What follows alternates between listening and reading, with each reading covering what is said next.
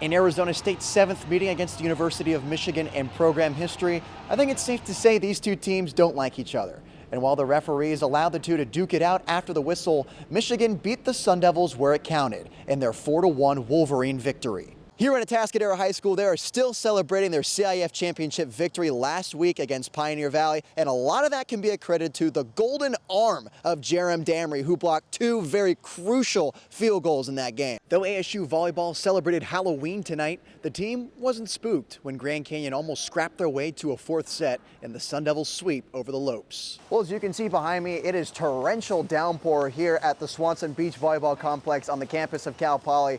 But that doesn't seem to stop the players at one of the biggest regular season beach volleyball tournaments in the country. After going undefeated in the Webb Burbage Classic for the final regular season non-conference tournament of the year, the Sun Devils traveled to Fort Worth, Texas to play against the TCU Horned Frogs for their first ever match in Big 12 conference play.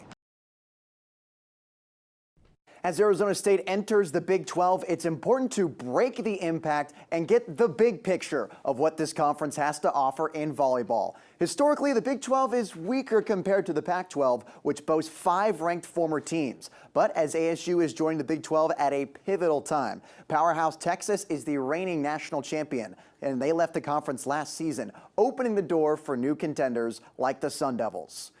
Nate, what did the Sun Devils do well against the Wildcats? Yeah, this was a really exciting one tonight at Desert Financial Arena. 4,600 strong. That's the 4th highest attendance for ASU volleyball in their history. And tonight for the Sun Devils, it was that offense that looked really strong. Highlighted, of course, by Jelly Sear and the career night she had. 23 kills, smashing her previous personal record. Some drama in Corvallis last night as Cal Poly fell to Oregon State 70-63 in double overtime. This one gave me flashbacks to that narrow loss to Washington last year, and that they looked good for the majority of the game, but sort of fell apart towards the end. But true freshman Quentin Jones scored most of the points with 21. It felt like the Kobe Sanders had the spotlight once again, though, especially after forcing the game into a second OT. With legendary programs like the Slow Blues, Santa Barbara Foresters, UC Santa Barbara, and Cal Poly, the Central Coast is infamous for being one of California's underrated regions for following baseball. And that passion trickles down to the youth of the area. I went down to Sinsheimer Park to see how kids are developing to play at the next level. The city of Paso Robles held a ribbon-cutting ceremony for the new bike pump track at Barney Schwartz Park. The track is designed for riders of all ages and skill level. We've lowered that barrier of entry to being able to experience play like this, and then it'll inspire and it'll make it easier for more people to come out and enjoy. You know, as far as the whole design goes, we were also looking at it as like, how do we want riders to progress from like a more beginner level up to more intermediate advanced level. For the entire team involved in making this track come to life, this opening was satisfying, to say the least. It's definitely a long process of just going through that time, and it almost doesn't seem real when you're working on a computer. You're just like, almost like a video game. Now to see it and see people actually digging it, that's what's so cool. Obviously, this is also a big moment for the large Central Coast biking community, as this track is the only one of its kind within a 150-mile radius. It brings me just excitement to see people that are passionate about what I'm passionate in, and something I grew up and I always looked forward to seeing the grand openings, and it brings me back to my childhood. And honestly, I don't think I've ever grown up. I still love it just as much, and even if I wasn't involved with this project, I'd probably still make the drive down from Santa Cruz to come check it out. Oh, they were so excited for this park. Yeah, we were waiting when it was closed, coming up here, is it open yet? Is it open yet? And so when it finally was open, we were here all the time. After a project like this one, locals are eager to see what the city will create next. It's just been a really cool asset, and we're just excited to see what the different communities in the area are doing to like promote just a culture of being outdoors. You get to rub shoulders with people, so I'm excited that they've done this. This is a great step. This is Nate Mills with Mustang News. Well, as you can see behind me, it is torrential downpour here at the Swanson Beach Volleyball Complex on the campus of Cal Poly. But that doesn't seem to stop the players at one of the biggest regular season beach volleyball tournaments in the country. don't try and change your game at all. Just play how you normally do and ignore it. What I try and do is just ignore the rain. Just be like, oh, it's a beautiful day. Don't worry about it. Don't stress. Just have fun. For 3 years, Cal Poly has hosted this prestigious contest, and the tough competition sharpened the program's blade every time.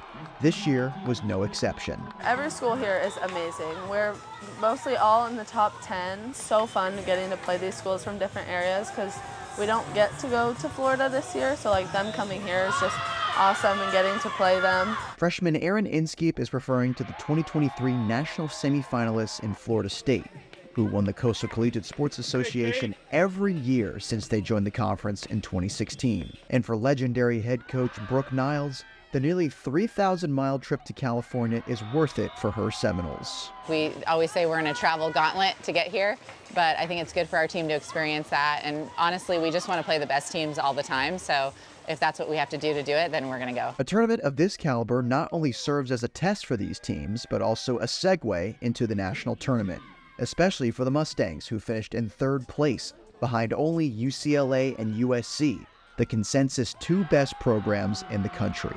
I think this tournament is one of our biggest ones to help us, like giving us that encouragement to like know that we can beat these teams and that we are like at their level, maybe even higher. For Mustang News Sports, I'm Nate Mills.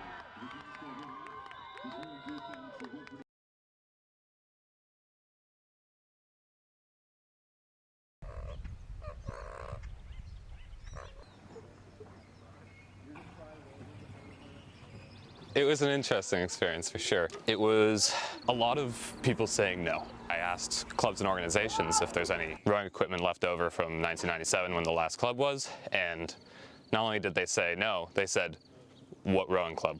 And then they said, you can't do this because you can't get insured, you can have an interest club. I was like, I don't want an interest club.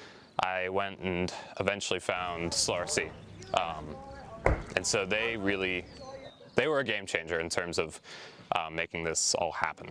When Evan Wolfson first started the revival of Cal Poly Rowing Club 2 years ago, he had no idea how quickly the program would grow. I remember right when I started it freshman year, I made a little roadmap. I made us getting on the water for the first time, beginning of this year. Was getting like 8s on the water. We got 8s on the water middle of last year. It has been absolutely phenomenal to see just the exponential growth, going from maybe 10 people that consistently showed up to practice to now having 50 paying members, and I know that there were around close to 40 today. So it's just been really, it exceeded all of my wildest expectations for where we would be in a year. Not only are students exposed to a new sport and potential passion, it's also a full circle moment for the coaches and officers leading the way. It's really special to teach people a sport that really not many people know about, and then they'll come back after a few weeks and they'll be like, I was telling my parents about this and they thought it was so cool because they'd never heard of it. That's the best part. It's just sharing what I love with most of the people here haven't rowed before, and it's amazing to see brand new people to the sport fall in love with the sport just the way I did. For Mustang News, I'm Nate Mills. It's something I'm never going to forget. It's the project I'm most proud of, and quite frankly, it's not mine anymore, and that makes me so excited.